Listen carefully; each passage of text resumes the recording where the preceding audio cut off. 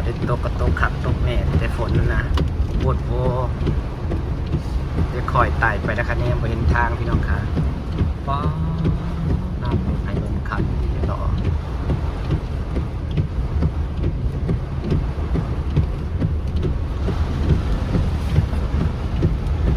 ตกขอบตกงามทีเดียวลงทรงในสิดนพร้อมเลยดีนะ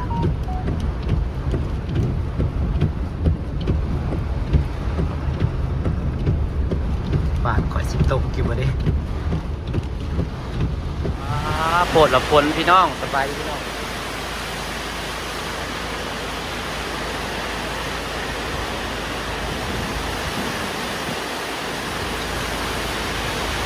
สบายดีพี่น้องสบายดีทุกคนสวัสดีแล้วจ้า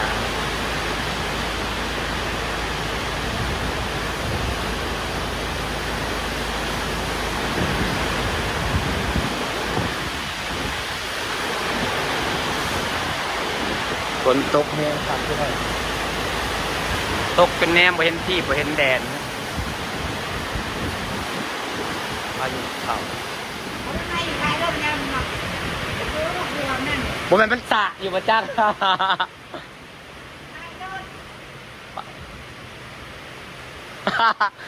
สะอยู่กระเป๋าอยู่พี่กระเป๋าอยู่พี่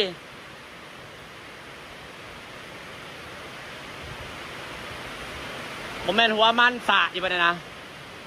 หัวมันน่ะสะอยู่ปะหัวมันอยู่ท้ายรถน่ะสะอยู่คนห้ามเจ้าอยู่วางใดคนห้ามเจ้าอยู่วางใดแห้งไก่แห้งโพดจนแนมไปเห็นทาง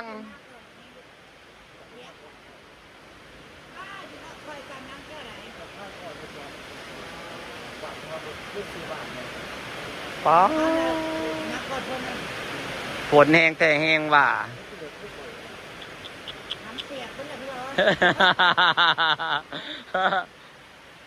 มันน่ะจะว่าสะอยู่ประจักนะไปข้าวย่างตลาดหน่อยหนึ่งกับเมืองเจ้าสิเมืองเลยบ่เก็บมันหามันน่ะสะอยู่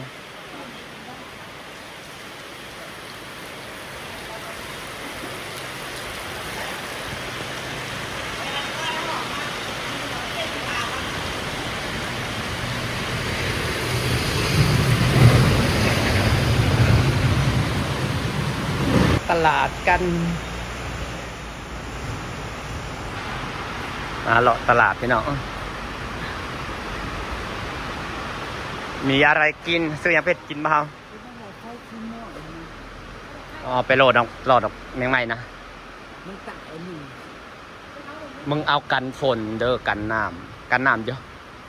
มันตกลงน้ำมันตายมันก็ตายเลยเนาะหัวมันกันน้ำอยู่แล้วเนาะมันตกไปกันตายซื้อติไฟแมงดาไฟแมงดาไฟหล่อแมงนะหัวปุ่ม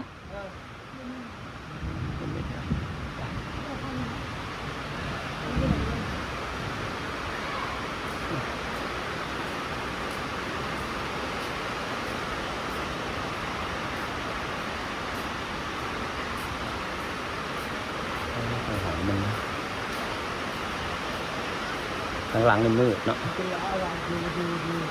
มืดข้างๆพี่ตะว่าข้างๆพี่ตะว่าตลาดนี่ครับที่ข้างๆพี่ใดข้างซ้ายมือพี่ใดนี่อยู่ซ้ายมือคุณบ่สัตว์กระหักกับมาหล่อแหละเสือที่สองตัวแรกของมันแต่เขาปรับปรุงใหม่อะแต่ไม่กินขาดทายกำลังจงเก่งเนาะแมนพี่ในตลาดผลไม้ไม่ได้เขาปิดเลยเขาปิดแล้วพายุเขาฝนแห้งโพดพี่น้องก็แห้งแท้แห้งหวานพอเศร้าง่ายเบิ่งทรงนี่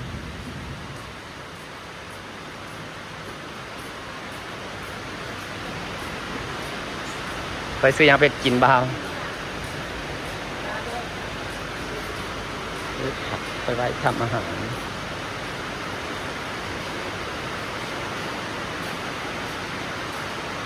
ซื้ออะไรไปไว้ทำกับข้าวนี่ครับจะพักไปซื้อเนาะบอกว่ามันไปเปลี่ยนเสื้อผ้าเลยพี่น้องโดยขับใจจะเมื่อจะเปลี่ยนเสื้อผ้าเมื่อเราจะเอาได้ไปกินอะไรก็บ้านแม่ชิโก้นี่เอาทั่วดำเนาะเอาแค่แน่ใช่เนาะป้าจนขับรถมาได้ค่ะแล้วป้าหลังจากที่ฝนตกโดนฝนก็ตกไห่ตกคลองตกงามแต่แทงตกกันย่านหวานซอยเพิ่นจ้า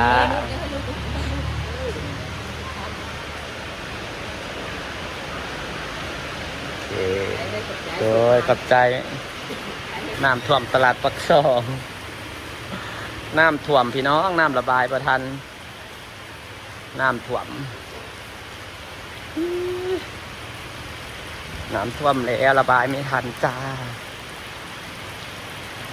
ยังตกได้ฝนน้ำบริเซาด้วยจ้ะยังตกดินแฉะอยู่รถขึ้นซอยเพิ่นพี่น้องรถล่มกระบะรถเจือกมันเปื้อนนะเอามาลาเพื่อนเพราะรถขึ้นซอยเพิ่นบรรณคำเบาะนั่นซื้อของเบาะผู้จักกันอยู่10,000มันเป็นเวียดแต่ได้กูว่าเวียดประจักษ์กูคอยไปคอยมาเด้อทางพอดีมันมืดดิพอดีเป็นคู่มันก็แซ่บแต๊บๆแล้วใครแต่บททำเราใครจะอยู่ไกลเติบอยู่มันตีทางกาเนาะตีบล็อกไปก่อนเราก็ได้ใครจะบุกลงมาหอดบ้านนางผัดทางลงบ้านนางนี่วางบัตรใดๆยังแห้งเขาหมู่บ้านเถอะเขาหมู่บ้านมาบริเวณน้ำเลยเนี่ยนี่นะคนละเรื่องคนละฟิลเลยจ้าเป็นอย่างนี้อำมาลากากีนี่แหละอ้าวพี่ดินยังไงอยู่โอ้ยมึงเนี่ยถ้าอื่นเขาฝนตกแท้ตกมาเฮ้ยมึงเป็นแม่แรงไงเนาะมึงเป็นแม่แรงไงเขาจะว่าไล่นางออกจากหมู่บ้านติพี่น้องเฮ้อเบิ่งเสียมือเวลาจะเบิกไปวัดก่อนพี่น้องว่าพ้นที่ตกแน่นอนนี่หาเวลาไปวัดก่อน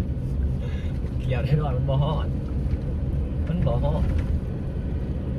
หักบ้านคนล่าละตกไปพี่น้องเขาส่งข้อความมากไก่แห้งคือทั้งปักแห้งเครื่องกินนี่เลยน้ำไหลที่ปลายแดนฝนตกอ้อมหมู่บ้านนางพี่น้องเอ้ยถ้าเราบอกฝนสิตกแห้งทั้งทีโอ้ยแห้งเลยผมมีจักดีฝนก็แห้งบดที่บดแดนบดตกแต่บ้านน้อยปังกล้าพญาเลินยังดูดน้ำใช่อยู่บ่มีก็ตั้งบ่มีดีได้พี่น้องมึงหน่อยกว่าทั้งที่สิมีจักหน่อยแน่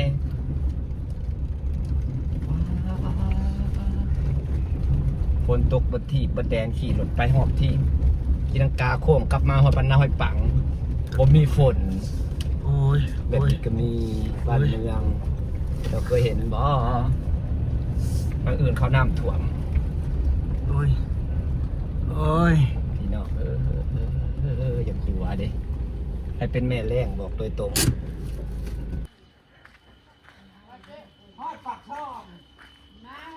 บัตรมาโค้งเขาทางเฮือนบักเจี๊ยพัดแหงฝนน่ะจนขี่รถบ่ได้ฝนดอกฝนกับฝนก็ดอกกระเดี่ยมขี่รถบ่ได้มันแห้งอีหลีถ้าไปแห้งแท้มันไม่แม่แรงสายน้องหมอกน้องบัวมันก็แห้งเบิดขึ้นทั้งบ้านอีซีมาน่ะจนขี่รถบ่ได้บ้านนี้แรงเอามาไล่วนไปวนมาแค่นี้โทรไปถามในบ้านเขาส่งวิดีโอไปเบิ่งการน้ำไหลที่ไหลแดดมันอยู่นี่บ่มีน้ำบ้านอำมาลาบ่มีฝนพี่น้องจ๋าบัดเนี้ยเขาก็สิเมื่อเลยเด้อพี่น้องบ้านอำมาลาบ่มีฝนจ้ะพี่น้องจ๋าเฮาสิได้เมื่อเลยพี่น้องจ๋าสิฝากบรรยากาศไว้ซ้ำนี่เด้อสวัสดีเด้อ